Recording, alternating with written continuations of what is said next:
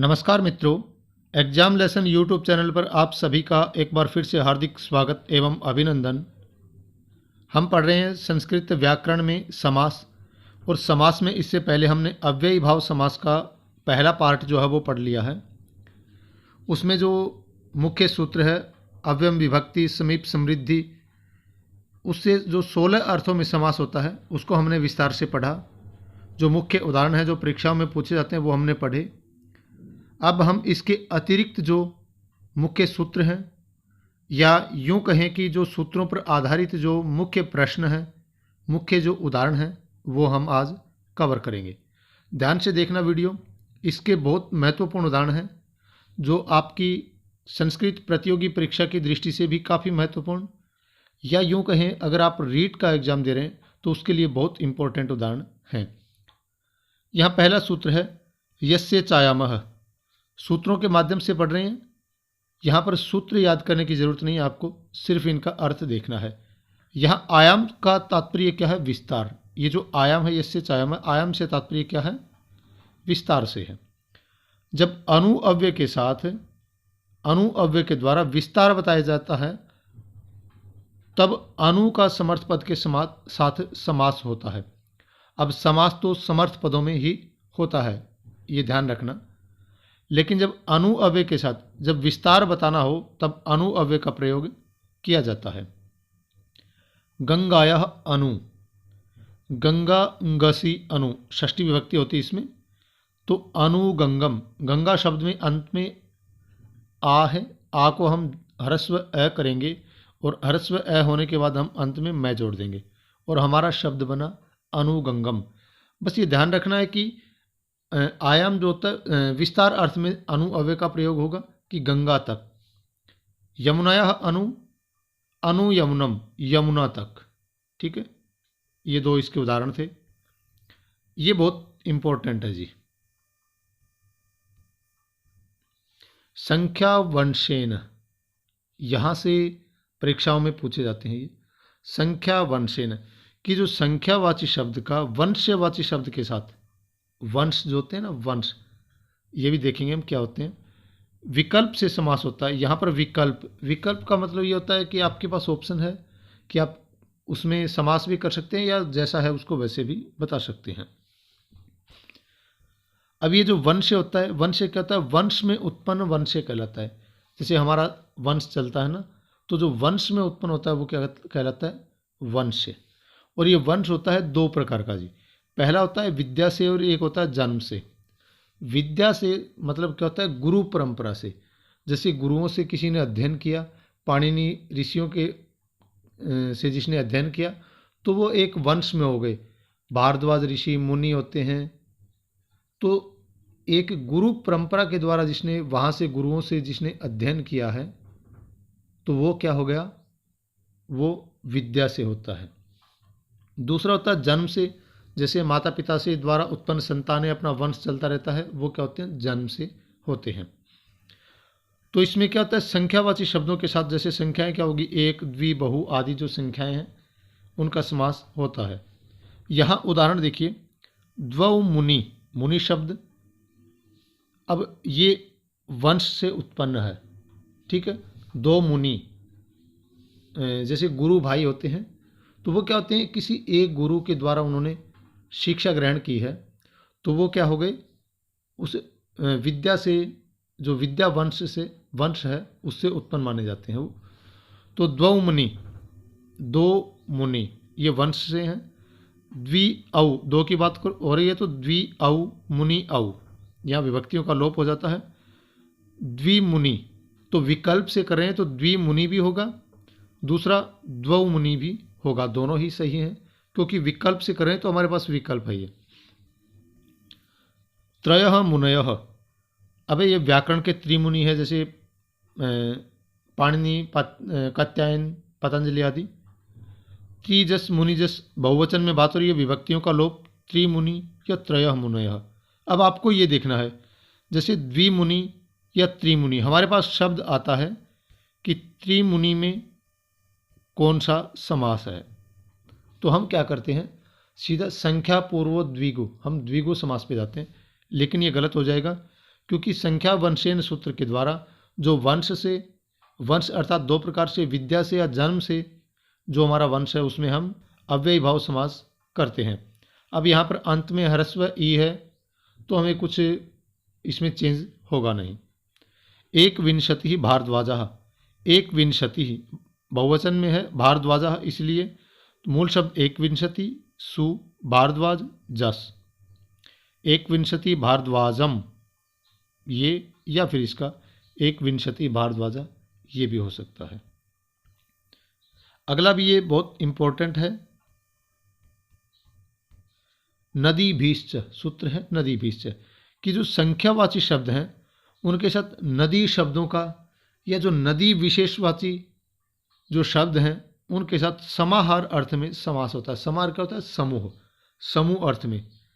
यह माने कि जो पहले संख्यावाची शब्द है और उसके बाद या तो नदी शब्द आ रहा है या नदीवाची कोई शब्द आ रहा है, जैसे गंगा, यमुना है, सरस्वती है, गोदावरी है, ये शब्द आ रहे हैं तो वहाँ पर अव्ययी भाव समास होगा।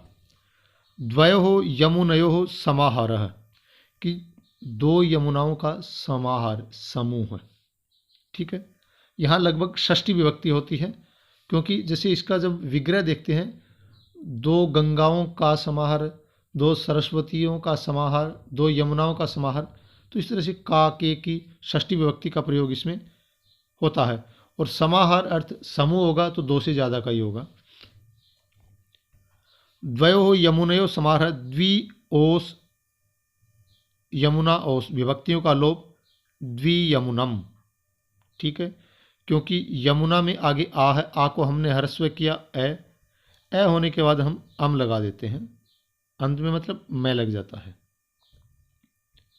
सप्तानाम गंगानाम समाहार सप्त गंगम, पंचानाम नदानाम समाहार पंच नदम। देखना इसमें ये जो नदी शब्द है ये ऐसा नहीं होगा कि हम इसको ह्रस्व कर दें पंच नदी, एक प्रक्रिया के तहत इसमें पंच नद बचता है, पंच नदम बनेगा।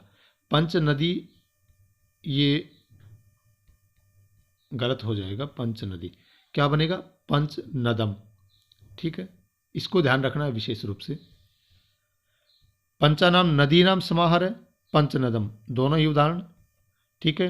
क्योंकि यहाँ पर पंच नदी नहीं होगा, आप ये सोचें कि नदी शब्द है, ये दीर्घ ई है, इसको हम ह्रस्व करके और इसको ऐसे लिख दें पंच नदी, ये गलत हो जाएगा।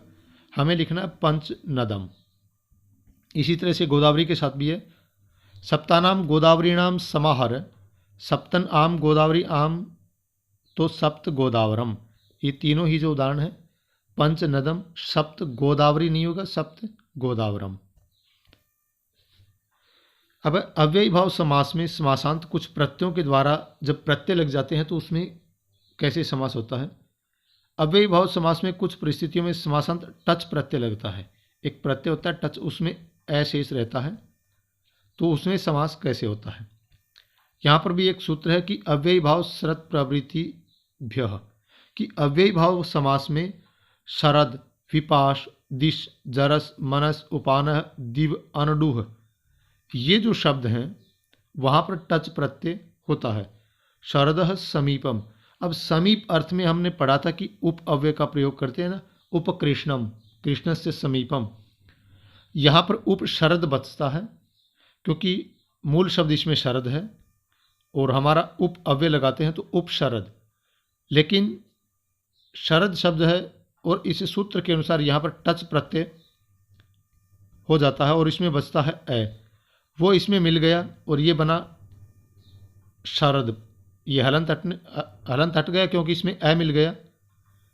अब जब अंत में ए है तो हम इसमें मैं जोड़ देते हैं और हमारा शब्द बनता है उपशरदम। इसी तरह से विपाशः समीपम, उप विपाशम टच प्रत्यय होगा, ए बचता है, उप विपाशम। दिशम दिशम प्रति, प्रतिदिश, टच प्रत्यय प्रतिदिशम, ये जो शब्द है इनके साथ टच प्रत्यय होगा। जराया समीपम, बुढ़ापे के समीप, तो जराया समीपम उपजरस प्लस टच होगा, टच में ए बचता है, उपजरशम अपना शब्द बनेगा। उपान हो इति, अब ये देखिए इति हमने पढ़ा था ना, हरव इति हरी में, उपान हो इति जूतों में। तो यहाँ पर इति के साथ अधि अव्यय का हम प्रयोग करेंगे और आगे टच प्रत्यय इसमें होगा।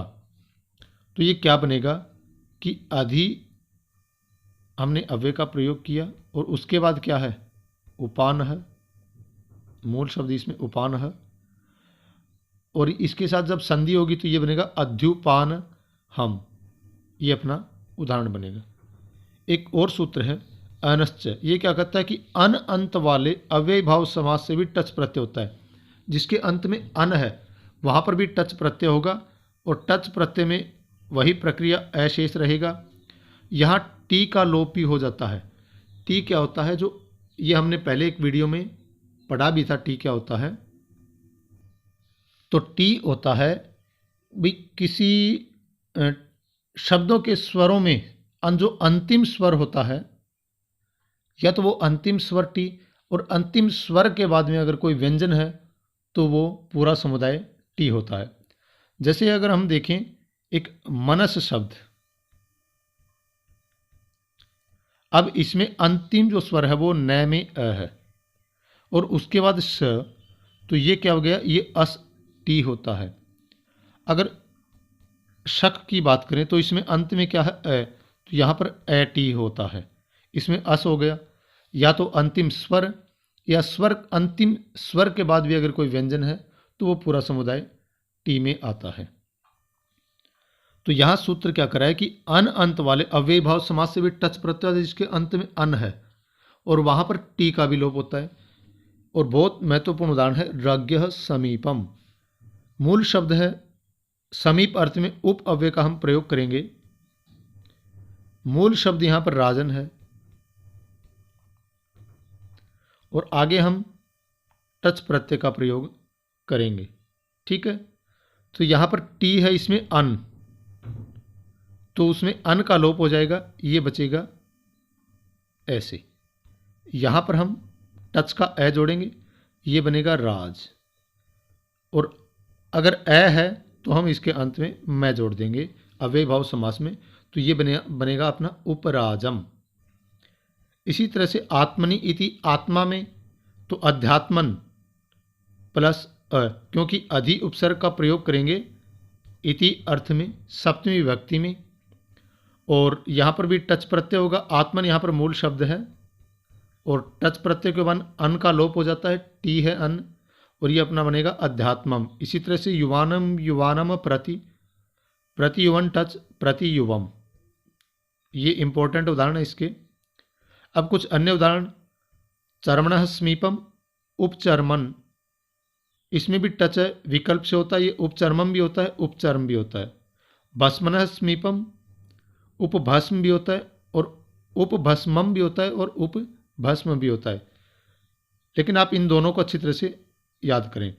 समीध समीपम उपसमिधम उपसमित भी बनता है। मरुतम प्रति प्रति मरुतम प्रति मरुत भी बनता है। अगर मैं नहीं होता है ना, जहाँ पर टच प्रत्यय नहीं हुआ साथ साथ, तो वहाँ पर मैं नहीं होगा। दृशद समीपम उपदृशदम और उपदृशत, तो ये कुछ इम्पोर्टेंट उदाहरण थे। अव्यय भाव समास का ये दूसरा पार्ट अपना पूरा हुआ। इसके अतिरिक्त एक वीडियो हम अव्यय भाव समास के जो इम्पोर्टेंट प्रश्न हैं, जो पीछे परीक्षाओं में पूछे गए हैं और आगे भी रीट में पूछे जाने वाले हैं, तो उनके ऊपर भी एक तीसरा पार्ट हम अव्यय भाव समास का और बनाएंगे। वो भी आप ध्यान से देखें, इसको भी समझने का प्रयास करें। इससे पहले वाला जो वीडियो है उसका लिंक आपको नीचे डिस्क्रिप्शन में मिल जाएगा। तो आज के वीडियो में इतना ही, अब विदा लेते हैं, मिलेंगे एक अगले वीडियो में। तब तक के लिए आप सभी का धन्यवाद।